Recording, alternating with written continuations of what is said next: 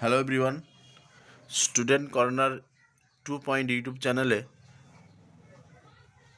তোমাদের সকলকে স্বাগত জানাই। আজকে তোমাদের সঙ্গে নবম শ্রেণীর প্রথম পর্যায়ক্রমিক মূল্যায়ন জীবন বিজ্ঞানের সাজেশন নিয়ে আলোচনা করব।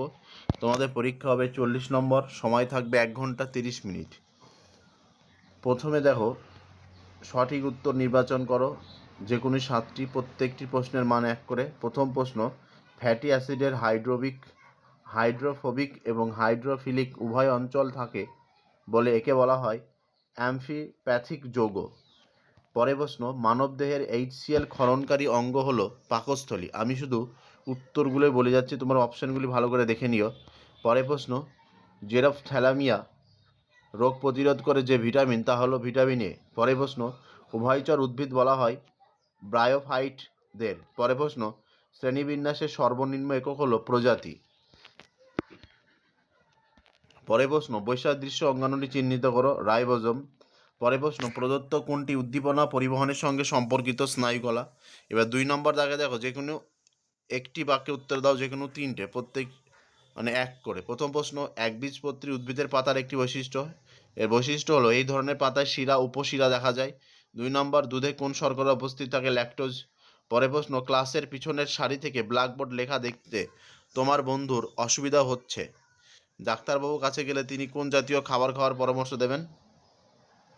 মায়োপিয়া।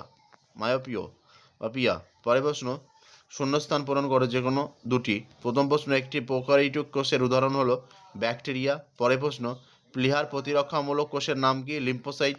পরের প্রশ্ন, ডিএনএতে ডিঅক্সিরাইবোজ শর্করা উপস্থিত থাকে। এবার ঠিক বাক্যের পাশে রাইট চিহ্ন, ভুল বাক্যের পাশে কাটা চিহ্ন। প্রথমে বায়োলজি শব্দের প্রবক্তা লিনিয়াস ঠিক। পরেরটা, কোলেনকাইমার কোষ প্রাচীর অসমবস্তুল ভুল।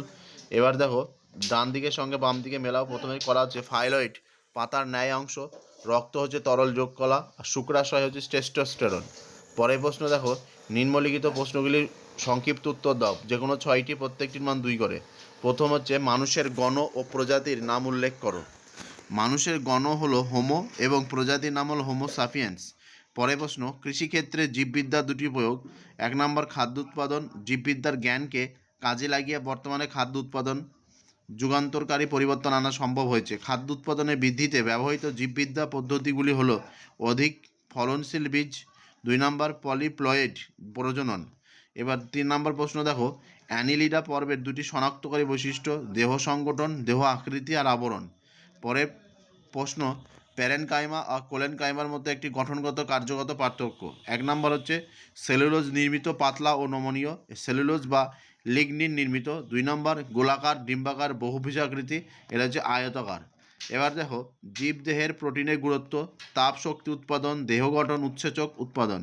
ডিএনএ ও আরএনএর পুরো নাম। DNA deoxyribonucleic acid, RNA ribonucleic acid. এবার মানবদেহে ডিম্বাশয়ের অবস্থান একটি কাজ। মানুষের একজোড়া ডিম্বাশয় স্ত্রীলোকের শ্রেণীগহ্বরে জোড়ার দুপাশে অবস্থান করে।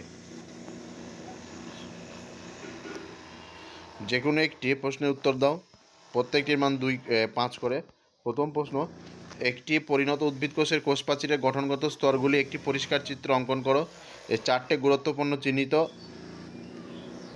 করো। পরের প্রশ্ন, যোগ করার বৈশিষ্ট্য 2টি কাজ। পরের প্রশ্ন, ভিটামিন ADEK এর রাসায়নিক নাম ও একটি করে কাজ লেখো। ভিটামিনের বৈশিষ্ট্যগুলি লেখো। আজকে ভিডিও এ পর্যন্ত। ভিডিওটি ভালো লেগে থাকলে অবশ্যই লাইক কমেন্ট শেয়ার করবে। চ্যানেল নতুন হয়ে থাকলে অবশ্যই চ্যানেলটি সাবস্ক্রাইব করবে। ধন্যবাদ।